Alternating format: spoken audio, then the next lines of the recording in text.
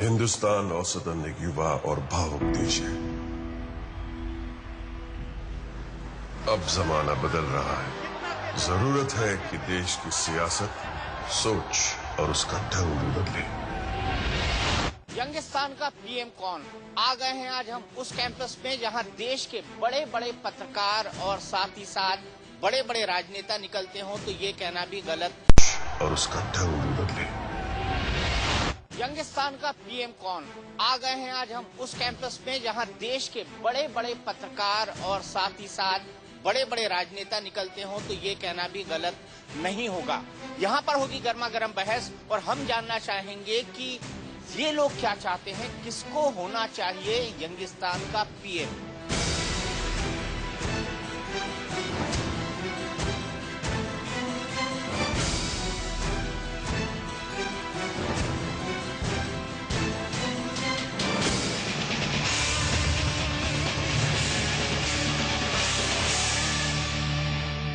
सबसे पहले मैं पैनल से मिलवा देता हूं। मेरे साथ जैकी भगनानी है। जैकी भगनानी, जो नई फिल्म आ रही है यंगिस्तान का पीएम, उसके लीड रोल हैं। आपको एक आश्चर्यचकित पॉलिटिकल ड्रामा देखने को मिलेगा, रियलिटी के काफी आसपास होगा।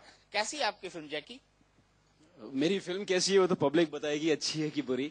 बट कोशिश यही है कि जो जनता को चाहिए अभी और जैसा पीएम चाहिए, बस एक मेरी डिफरेंस है जो मैं सोचता हूं, और आई थिंक यंगस्टर्स ऐसे सोचते हैं कि पॉलिटिशियंस को ब्लेम गेम पॉलिटिक्स बंद कर देनी चाहिए, वो चाहे कोई भी हो, कोई भी पार्टी से हो।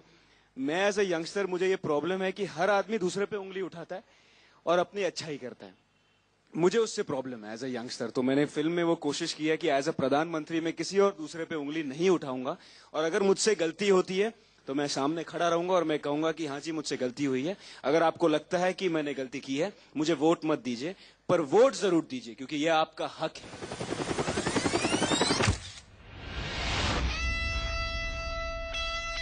28 साल के लड़के क्या करते हैं ये तो आप जानते ही हैं, और अब मैं जो करूंगा वो भी आप देखेंगे।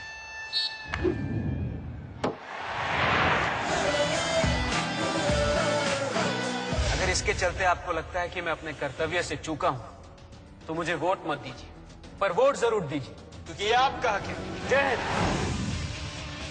सबसे पहले एबीवीपी से जानना चाहूंगा, मोदी की बड़ी मांग उठ रही।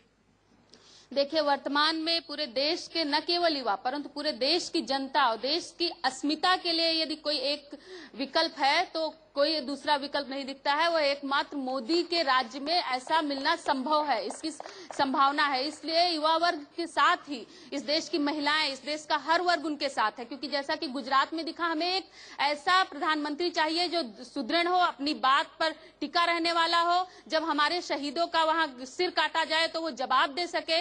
विश्व स्तर पर किसी भी देश में जब कोई समस्या आए तो भारत का एक स्टैंड ले सके। हमारे पड़ोसी देशों से हमेशा हमारा नाता रहा है, उस नाते को बरकरार रखे और उसको मजबूत बनाए। प्रधानमंत्री इस देश का ऐसा होना चाहिए जो देश को विश्व पटल पर एक पहचान दिलाए, ना कि एक डब्बू और पिछलग्गू के रूप में हमारी पहचान हो, जैसा कि विगत दशकों में होता रहा है। विगत दशकों में होता रहा है। डब्बू और पिछलग्गू आपके प्रधानमंत्री जी डॉक्टर मनमोहन सिंह और राहुल बाबा अभी तक ये नहीं डिसाइड कर पाए कि उनको कौन सी चॉकलेट खानी है। पहली बात तो ये आप लोगों की मर्जी जो कह ले। एक ऐसा प्रधानमंत्री चाहिए जो अपने पार्टी के बीच में भी लड़ सके।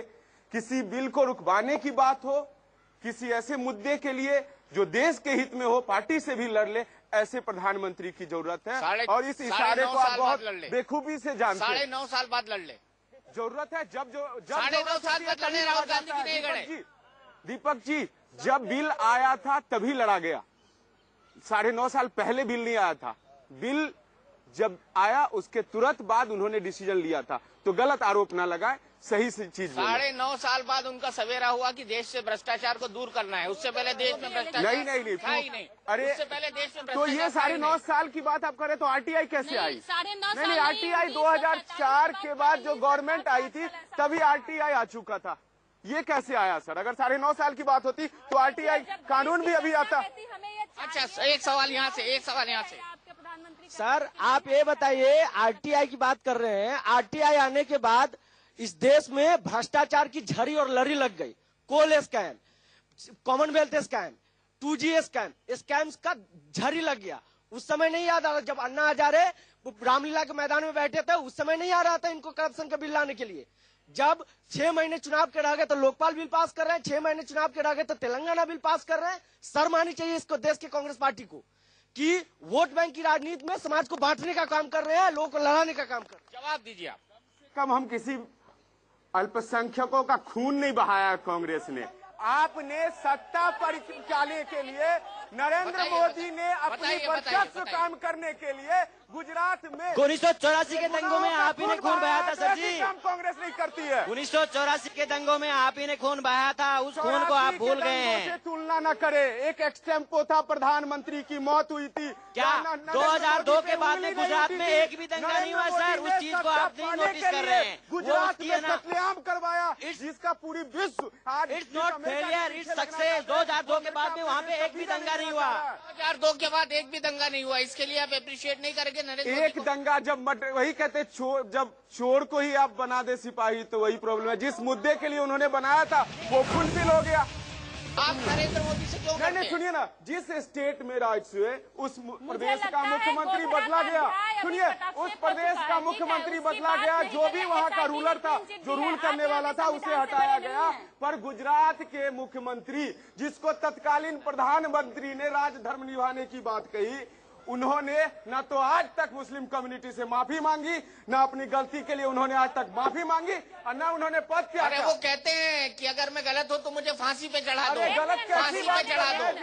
जिसके शासन काल में इतना कत्लेआम हुआ, उसके लिए वो माफी नहीं। दीपक जी, आप खुद बताइए, इस कत्लेआम के लिए आज तक अभी तक नरेंद्र मोदी ने कभी माफी नहीं, मांगा? वो तो कह रहे हैं कि अगर मेरी कोई गलती है, वो तो अपनी गलती मानते ही नहीं है। वो कह रहे हैं मेरी गलती है तो मुझे फांसी पर चढ़ा दीजिए। अकबर जी, यहाँ पर आपको जोड़ूंगा। आपके हिसाब से यंगिस्तान का पीएम कौन, क्या नरेंद्र मोदी और क्या राहुल गांधी? मुझे लगता है कि आज जिस डिबेट में हम तमाम लोग यहाँ मौजूद हैं, यंगिस्तान का नेक्स्ट प्राइम मिनिस्टर कौन होना चाहिए, और अभी इस प्रोग्राम में हमने देखा कि 2 नाम उछाले गए, उस पर पर्याप्त चर्चा हुई। ऐसे समय में आज भारत की जनता कई बार इस बात को बार बार कह चुकी है कि साहब देखिए, 2 नाम पे चर्चा मत कीजिए। हम लोग चाहते हैं जो जनता के सवालों को उठाएगा, जो जनता के सवालों को बीच में हल करवाने की दिशा में सही मायनों में बढ़ेगा, हम उनके साथ खड़े हो जाते हैं। कि लोग इस बाइनरी के बियॉन्ड भी सोचना चाहते हैं। इन दोनों विकल्पों की जो अपनी समस्याएं हैं, जो अपनी खूबियां हैं, उसके बियॉन्ड वो चाहते हैं कि इस देश के अंदर बदलाव आए। एक नाम बता दीजिए, कौन सा नाम होगा? तमाम नाम।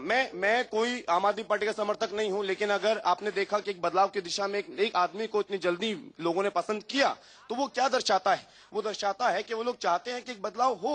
और अरविंद केजरीवाल पीएम बन जाए? मैं ये नहीं कह रहा हूं, लेकिन मैं जरूर ये कह रहा हूं कि ये संभावना देश के हर आम आदमी को मिलनी चाहिए। आपके पास कोई चेहरा है, बताइए। चेहरे की कमी नहीं है। नाम बताइए। सवाल सबसे पहले नाम बताइए ना। मैं विश्वजीत हूँ, राष्ट्रीय आपका नाम तो पता है, विश्वजीत जी हैं आप। नाम बताइए, प्रधानमंत्री कौन होगा यंगिस्तान? बहुत सारे नाम हैं। मानिक सरकार का नाम है, गुरुदास दास गुप्ता का नाम है। आप देख लीजिए, उनका कैरेक्टर देखिए। लगातार पूंजीपतियों से लड़े हैं, लगातार देश की जनता, मजदूरों, किसानों के लिए लड़े हैं। एक से एक नाम।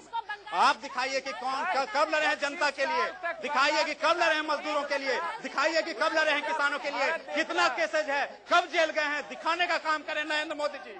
जनता पूंजीपतियों के पैसे पे पलते हैं, पूंजीपतियों के लिए काम करते हैं। पूरा देश जानता है, पूरी दुनिया जानती है, और देश के मजदूरों को बांटने के लिए कत्लेआम मचाते हैं। ये पूरी दुनिया जानती है, पूरा देश जानती है। नरेंद्र मोदी जी बता सकते हैं तो बताएं इस बात को।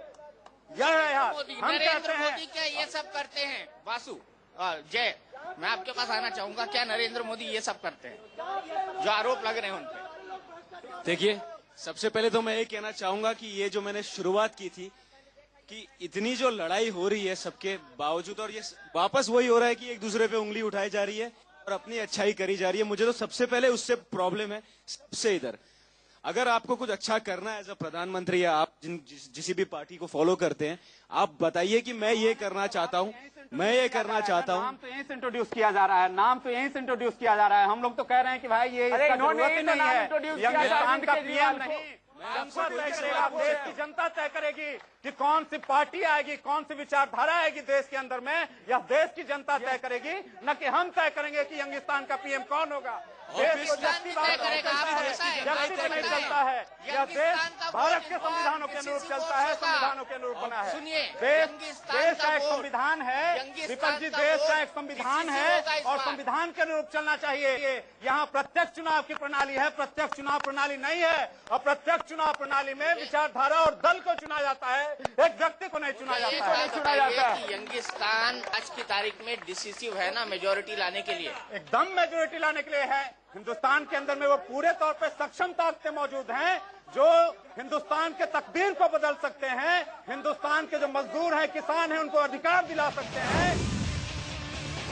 सर देखिए, यहाँ पे भ्रष्टाचार की बात हो रही है, यहाँ दंगों की बात हो रही है। तो 2002 के दंगे में तो आरएसएस पूरी तरह से शामिल था। तीसरी बात, अगर भ्रष्टाचार की करती है तो मध्य प्रदेश सरकार में इतना बड़ा व्यापक घोटाला हुआ, आज तक उसके ऊपर कोई कार्रवाई क्यों नहीं हुई है? और अभी इनके कैबिनेट मंत्री, गुजरात सरकार के कैबिनेट मंत्री जेल से होकर आते हैं, फिर कैबिनेट मंत्री बनते हैं, उस भ्रष्टाचार की बात नहीं उठाई जाती है। और तमाम इन भ्रष्टाचार के मुद्दे जिसमें भाजपा शामिल रही है, चाहे वो कर्नाटक का भ्रष्टाचार हो, येदियुरप्पा फिर मुड़ के बीजेपी में आ जाते हैं और यही बीजेपी फिर भ्रष्टाचार का बात करती है। प्रश्न करते हैं गोधरा पर, तो गोधरा पर जो निर्णय आया है वो कांग्रेस सरकार में ही आया है, कोर्ट से ऊपर कोई नहीं है।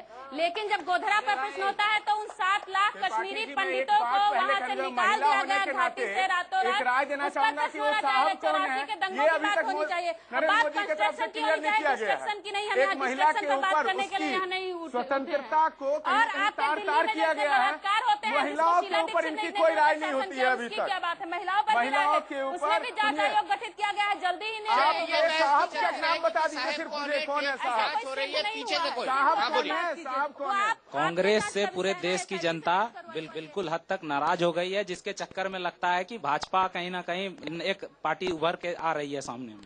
ऐसा कोई मोदी का लहर वहर नहीं है। अभी चुनाव के बाद सब स्पष्ट हो जाएगा। क्षेत्रीय पार्टियों का वाकई में वर्चस्व रहेगा। हो सकता है अरविंद केजरीवाल भी अपना अहम रोल निभाएगी इस चुनाव में। प्रधानमंत्री बन जाएंगे? प्रधानमंत्री तो नहीं बन पाएंगे, क्योंकि उनकी पार्टी में इस तरह के लोग नहीं हैं। जिस तरह की उनकी दिल्ली की टीम है, उस तरह अगर पूरे देश में उनको लोग मिल जाए तो उम्मीद करते हैं कि वो भी प्रधानमंत्री बन सकते हैं। जो नाम लिया जा रहा है मोदी का, संयोग से हम पटना में मौजूद थे, पटना में उनकी रैली थी। बड़ा ताज्जुब हुआ कि एक तरफ कहा जा रहा है कि भाई देश के प्रधानमंत्री बनेंगे, सब लोग उछाल रहे हैं नाम, लेकिन उनको यह नहीं पता है कि तक्षशिला विश्वविद्यालय कहाँ है, बिहार में नालंदा विश्वविद्यालय कहाँ है। एक से एक बलंडर गलती उन्होंने वहां पर की। इसके अलावे आप जहां भी रैलियां हो रही हैं, कितनी तैयारी करवाया जाता है, पूरा संघ परिवार लगा रहता है तैयारी में, लेकिन कोई भी रैली बिना गलतियों का समाप्त नहीं होता है उनका। मुझे एक चीज इनसे पूछना है कि आपको अगर पावर मिल गई, जिसको भी आप सपोर्ट कर रहे हैं, तो आप कैसे सॉल्व करेंगे?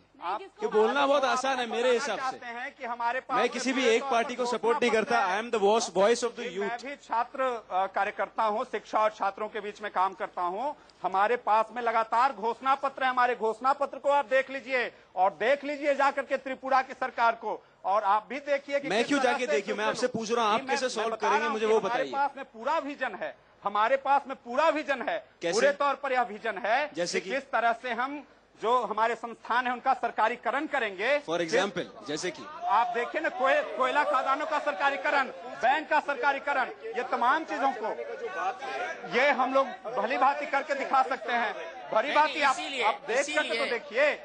भगनानी साहब, इनकी जो पार्टी है वो सिर्फ त्रिपुरा जैसे त्रिपुरा में नहीं है, वो कई जगहों पर है। नेशनल पार्टी है, जो 6 पार्टी है, राष्ट्रीय पार्टी उसमें शामिल है। ये अलग बात है कि कुछ राज्यों में है। नहीं ऐसा नहीं है, लेकिन राष्ट्रीय पार्टी है हमारी, राष्ट्रीय पार्टियां हैं हमारी, जिन पार्टियों से हम समर्थन करते हैं वो जुड़े हुए हैं। लेकिन आप ममता बनर्जी ने कैसे साफ किया? आपको भूल गए? ममता बनर्जी ने साफ कर दिया। ममता बनर्जी ने कैसे साफ किया? भूल गया। यहाँ से एक सवाल, यहाँ से एक सवाल, यहाँ से एक सवाल। सर मेरा नाम नील है, मैं एमसी में पढ़ता हूँ, इसे पत्रकारिता की पढ़ाई कर रहा हूँ। मेरा आप सभी लोगों से सिर्फ एक छोटा सा सवाल है, आप सब लोग राहुल मोदी केजरीवाल इन सब पे क्यों भागते हैं? गुड गवर्नेंस की बात क्यों नहीं करते हैं? वो अभी आपको क्रिटिसिज्म सर करना है तो समीक्षात्मक आलोचना किया करिए। क्रिटिसिज्म करना है तो समीक्षात्मक आलोचना कीजिए। क्या और मैं भी आपके साथ हूँ। बिहार क्या पंजाब, समीक्षात्मक आलोचना कीजिए सर। सही बात की, समीक्षात्मक आलोचना करना चाहिए। यहाँ से कौन? जी बताइए। मैं सोचती हूँ अगर इतना डिस्कशन हमने इस देश की उन्नति से रिलेटेड किया होता ना, तो आज इस देश का बहुत ज्यादा डेवलपमेंट हो चुका होता। Very good. And second thing is कि आप यहाँ पे एक दूसरे की पार्टीज को जो ब्लेम कर रहे हैं ना, क्रिटिसाइज जो कर रहे हैं ना, उससे अच्छा है कि ये सोचो कि देश को आगे कैसे बढ़ाना है। क्यों मोदी, क्यों अरविंद केजरीवाल या क्यों आप राहुल कर रहे हैं? क्या विकास की बात कर रहे हैं आप? यहाँ विकास की बात नहीं कर रहे हैं आप, यहाँ एक दूसरे की पार्टीज को बदनाम करने आए हैं। यहाँ पे है यंगिस्तान का पीएम कौन? आप यहाँ पे यंगिस्तान का पीएम डिस्कस नहीं कर रहे हैं, आप यहाँ पे राहुल डिस्कस कर रहे हैं और मोदी आप आलोचना कर रहे हैं। सिंपली पूरी तरह चेहरा जो है सबके सामने आ चुका है। एक भगोड़ा मुख्यमंत्री आप तो भी नहीं कर सके, आप तो भी नहीं कर सके। हमने उसको खुलेआम उसको नंगा कर दिया है।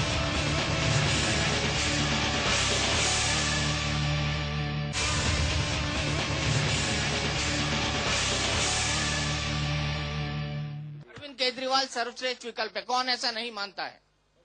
सर, अभी जो हमारे कांग्रेस के मित्र बता रहे थे कि शीला दीक्षित के खिलाफ क्यों नहीं हुआ था एक एफआईआर एविडेंस, आपको पता होना चाहिए। अगर पॉलिटिक्स में थोड़ी सी भी इंटरेस्ट रखते हैं ना, तो केजरीवाल जब चीफ मिनिस्टर नहीं थे तो 200 कितने पेज का जाके एविडेंस दिए थे कि हम शीला दीक्षित को जेल में भेजेंगे जैसे ही हमारी सरकार आएगी। लेकिन जैसे उनकी सरकार बनी, उन्होंने एक एफआईआर तक नहीं किया। एफआईआर कहां पहुंच गया? मुकेश अंबानी पहुंच गया, लेकिन शीला दीक्षित जिसके खिलाफ उन्होंने एविडेंस जमा किया था ही नहीं तो कहां से एफआईआर होगा? क्योंकि कांग्रेस पार्टी ने अरविंद केजरीवाल को बाहर से समर्थन देकर उनका मुंह बंद किया था। अरविंद केजरीवाल को बीजेपी ने पैदा किया है, ठीक है। आरएसएस की उपज है अरविंद केजरीवाल, ठीक है। कांग्रेस ने दिल्ली के जनता के लिए उसको सपोर्ट दिया था। पैदा किया भैया, सरकार बनवाई नहीं, दोबारा चुनाव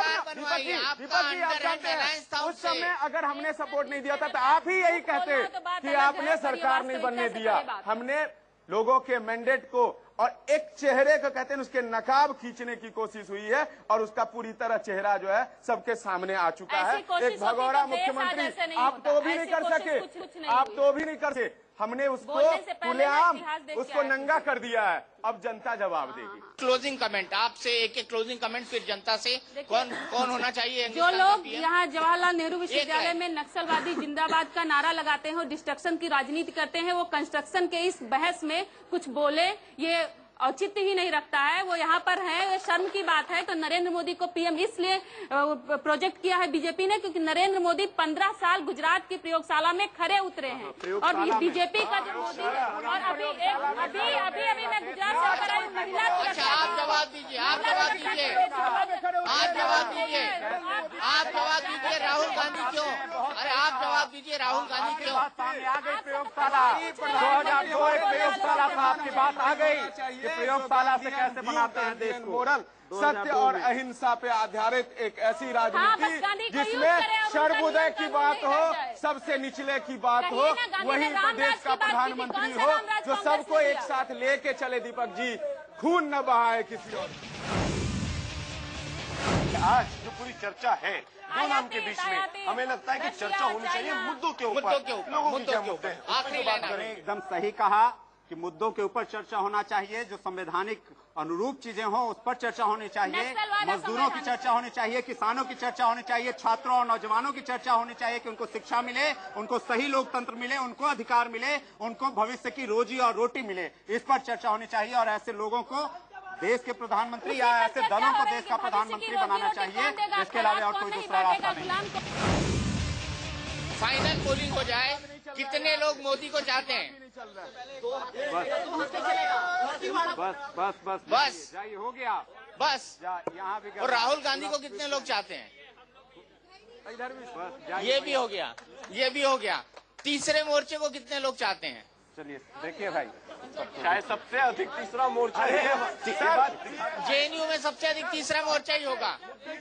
और चौथे मोर्चे को अरविंद केजरीवाल को कितने लोग मानते हैं? दीपक जी, 5वां मोर्चा केजरीवाल भी 5वां मैं हूँ, बिकॉज मैं भी प्रधानमंत्री पद का उम्मीदवार। और 5वें ये है क्योंकि ये भी प्रधानमंत्री पद के उम्मीदवार हैं, दावेदार हैं, प्रधानमंत्री हैं अपने फिल्म के अंदर, जिसको आप जरूर देखिएगा।